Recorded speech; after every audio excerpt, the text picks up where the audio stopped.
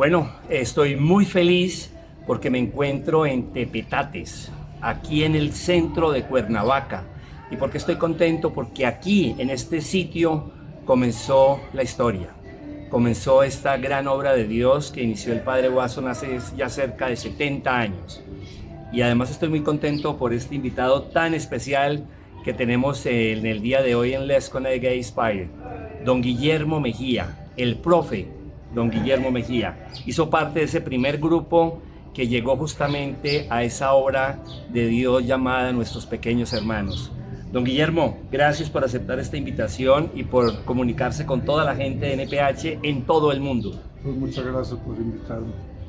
Bueno, ¿cómo llega usted a NPH, don Guillermo? Y estamos hablando del año 1955, es decir, ¿cómo llega usted a NPH hace exactamente 68 años?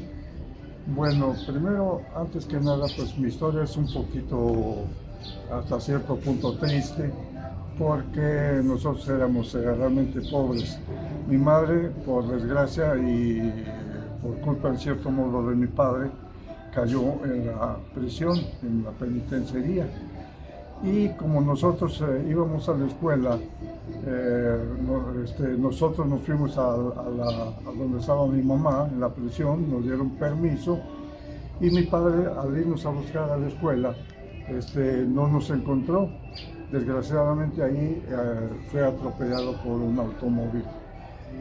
Y de ahí nosotros tuvimos que estar viviendo con mi mamá en la prisión durante buen tiempo. Desgraciadamente mi padre maltrataba mucho a mi papá. Hay una cosa muy importante, que yo fui creciendo con odio hacia mi padre. Y yo creo que si yo hubiera crecido grande, quién sabe qué hubiera pasado con mi padre, porque yo odiaba a mi papá por lo que hacía mi mamá. Bueno. Don Guillermo, vamos paso por paso. O sea, su mamá cae a prisión, pero realmente es porque ya su papá estaba en prisión, su papá había tenido algunos eventos delictivos e infortunadamente su mamá, obligada, me contaba usted, le introducía marihuana Sí. y cayó por esa situación. ¿Ustedes crecieron dentro de la prisión? Así es, así es. Teníamos escasamente 13 años y mi hermano tenía 11 años. Y entonces mi papá, que estaba libre, nos cuidaba hasta cierto punto. Y un día mi padre nos maltrató, sobre todo a mí, y pues corrimos hacia donde estaba mi mamá, a la prisión. Mi papá estaba libre, mi mamá estaba por culpa de mi papá en la prisión. Entonces ahí vino el problema, que mi papá nos fue a buscar a la escuela, no nos encontró y lo atropelló un automóvil. Mi mamá después, por un tiempo, conoció a una persona ahí mismo en la prisión. Salieron libres, se juntó con esa persona, pero salió cosa igual. Para mí, en este hombre maltrataba a mi mamá. Era como su padrastro. Hasta cierto punto. Sí. Bueno, entonces allí aparece el sacristán de la iglesia de Jesús Nazareno de Tepetates. Tepetates. Bueno, mi mamá cayó enferma y ya separado de este hombre, cayó enferma y estuvo en el hospital. Ahí conoció a una señora que conocía al sacristán de aquí de la iglesia de Tepetates, llamado Agustín. Y nos dijo mi mamá que, presintiendo que ya se iba a morir, nos dijo que viniéramos a ver a esa persona.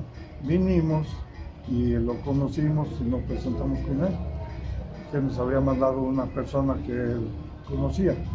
Nos llevó allá con el padre Watson a la primera casa, que no era propiedad nuestra. Llegamos y nos abre la puerta un americano. Un gringo. Eso es lo que dijimos primero. Dijimos, un gringo, pero con una sonrisa tan bonita que nos dijo: bienvenidos, esta es su casa. Y pasen, y nos dio un abrazo. ¿Quién era ese gringo? El padre Guillermo Watson. Ok, usted era ayudante de panadería acá, a pocos metros de la iglesia de Jesús Nazareno, pero usted nunca había escuchado hablar del padre Watson. No, jamás. Curiosamente, algo me unió al padre. curiosamente, sin conocerlo. Lo repito, fue gracias a que nos vinimos acá con el sacristán y él nos llevó. Hay una cosa bien importante, que nuestro mundo antes era un mundo muy poco amplio. Llegamos a Pequeños Hermanos y el mundo se extendió grandemente. O sea, conocimos tantas cosas y hemos aprendido tantas, aprendimos mucho de ahí. ¿Qué diferencia había de vivir en la prisión con su mamá? Ustedes lograron que las autoridades les permitieran crecer, eran unos niños, sí, con su mamá dentro de la prisión. ¿Qué cambio hubo cuando usted ingresa a esa primera casa ubicada acá muy cerca del centro de Cuernavaca de NPH? ¿Cuáles fueron esos cambios que usted sintió? Bueno, primero, antes que nada, pues en cierto modo comparamos estar encerrados en un lugar para estar encerrados en otro lugar, pero acá la diferencia es que, como repito, nuestra visión fue más amplia. Por primera vez conocimos más mundo, íbamos a Tequesquitengo por primera vez. Para nosotros jamás teníamos ese privilegio de ir a un lugar a nadar. Entonces es una gran diferencia. Hay cosas relativamente muy sencillas para cualquier ser humano, pero si no se tienen, marcan una diferencia enorme. Por ejemplo, tener en la mañana un desayuno, tener en la tarde una cena, una comida, tener ropa, tener una cobija para las noches frías. Esas son pequeñas cosas, pero si no las tienen son grandes cosas, don Guillermo. Bueno, la primera experiencia fue que el convivir con muchos muchachos, éramos pocos, realmente éramos 23 nada más, pero convivir con varios, con diferentes formas de ser, diferentes edades. Había algunos que habían salido de la cárcel también. Entre ellos estaba Gunther, que fue el primer pequeño, ¿sí? Y entonces sí, pues era un poquito diferente y un poco difícil convivir con varios muchachos, pero ya nos fuimos acostumbrando. Y repito, ha sido una experiencia muy, muy agradable, porque gracias a eso nuestro mundo fue otro. ¿Cómo era el día a día dentro de NPH en los años 50? Mire, nosotros estábamos acostumbrados ahora sí, cuando estábamos afuera, comíamos lo que se podía. Allá teníamos comida, muy buena comida. Aunque sea, nos regalaban acá de un hotel de aquí del centro, nos regalaba comida, y de eso comíamos muchas veces. Que por cierto, la primera vez yo probé la famosa sopa de cebolla, que para mí supo horrible, pero comíamos. Teníamos allí, había gallinas, había gallinas, y teníamos siempre huevo. Okay. Curiosamente ahí pues, había uno que otro travieso que ya tenía sus ventas de huevos a una tienda afuera, y siempre tenía dinero. Pero bueno. ¿Usted recuerda cuál era la mayor preocupación en ese entonces del padre Watson? ¿Qué era lo que a él no lo dejaba dormir? ¿Qué era la angustia que él sentía todos los días? Bueno, lo principal era darnos de comer, lo principal. Y lo otro, que pues se tenía que pagar una renta. Y la primera renta lo pagó un bienhechor de la India Bonita. Entonces, ¿La India Bonita es un restaurante? Un restaurante, hotel-restaurante. Entonces él fue el que pagó la primera renta, pero para ello conoció antes a los señores Nolan. Y ellos le ayudaron muchísimo para empezar esta casa. Antes conoció a una persona muy querida, que fue Leonardo Osorio. Él era de Ocotepec.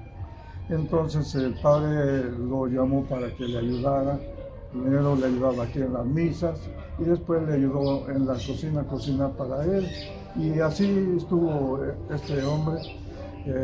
Después estuvo cocinando para nosotros. En fin, estuvo una persona que ayudó muchísimo.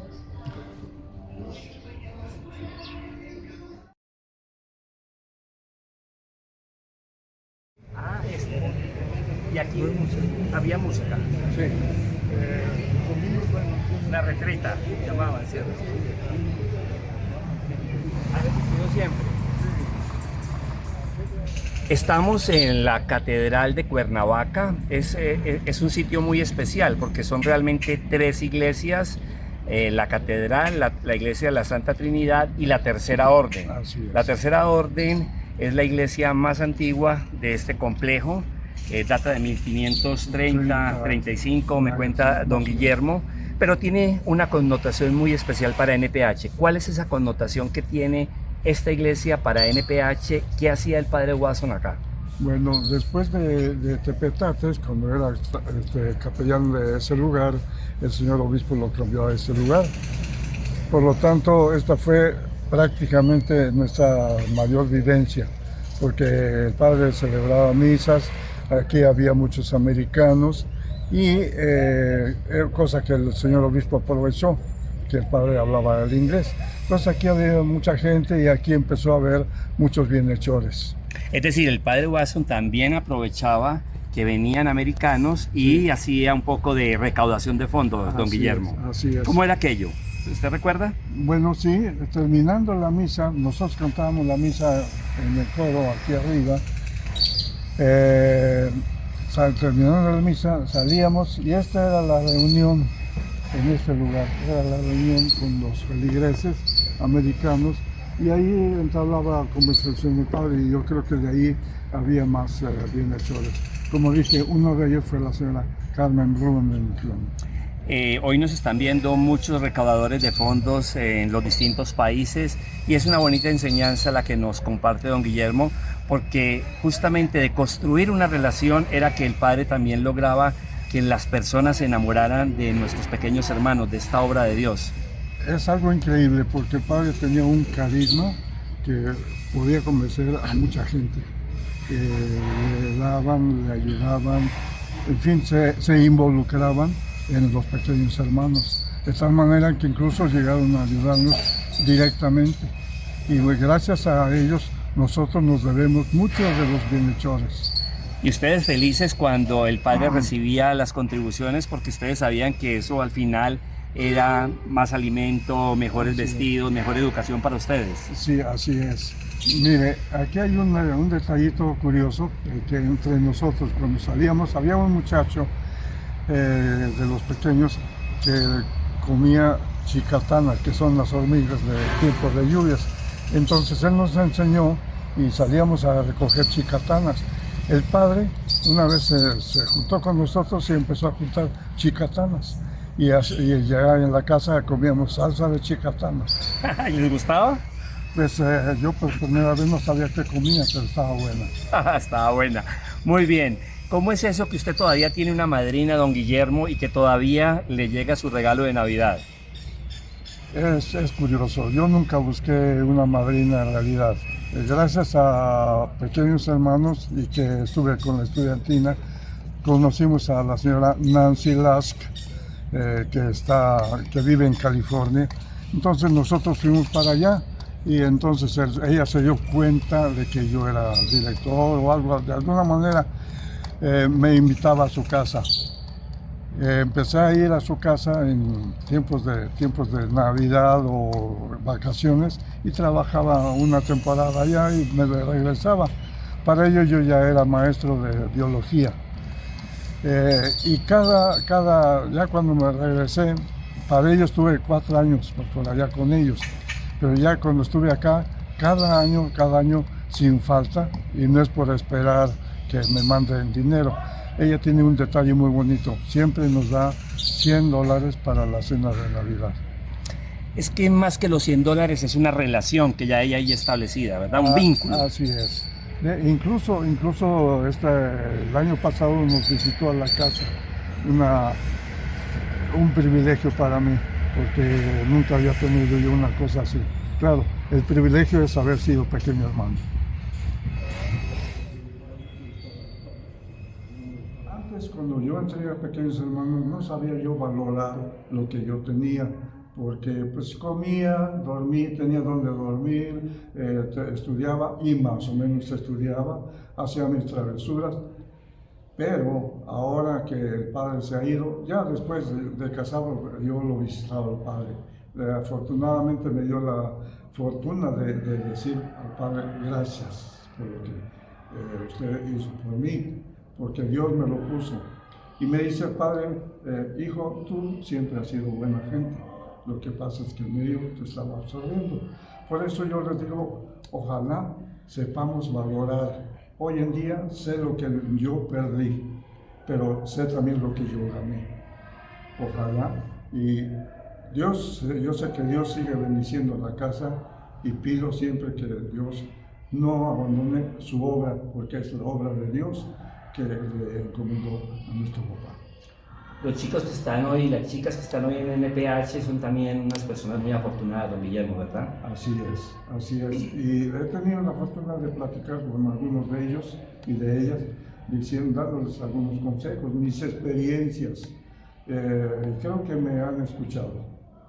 Y todo lo que usted recibió en NPH, todos esos valores, ¿los ha transmitido a sus hijos y a sus nietos? Así es, yo les platico quién era yo antes de entrar a los pequeños y qué soy después, porque les digo, ustedes hijos han recibido también beneficios de pequeños hermanos. Si yo recibí beneficios, ustedes están recibiendo beneficios. ¿Cuál es el beneficio? Mi padre me enseñó a ser responsable, ese es lo principal, responsable y dar algo a los demás. Porque una vez el padre me dice, platicando con él, padre, le dije, padre, tuve la oportunidad de ayudar a alguien y pues lo bueno que hice fue esto. Y me dijo el padre, hijo, ¿qué es lo más que puedes hacer? Y eso a mí me impactó. Claro. Porque yo podría haber hecho más.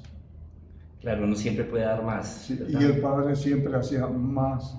Siempre buscaba hacer más, no lo menos, sino hacía lo más. ¿El padre era muy exigente con sus hijos?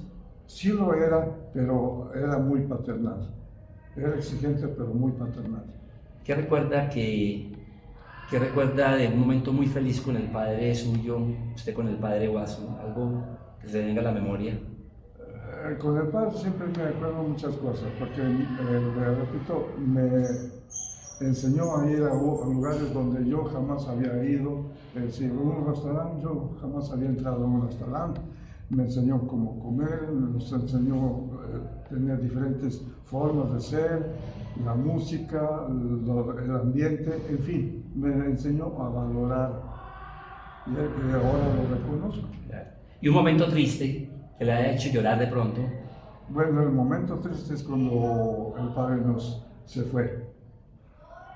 Y sigue siendo triste para mí porque sé que está aquí. ¿Usted siente que el Padre está cerca de usted todos los días, en su corazón? Así es. Así es. Lo extraña, ¿no? Así es. Porque siempre lo buscaba al Padre para que Él me diera un consejo. Y siempre me decía, hijo, ¿en qué te puedo ayudar?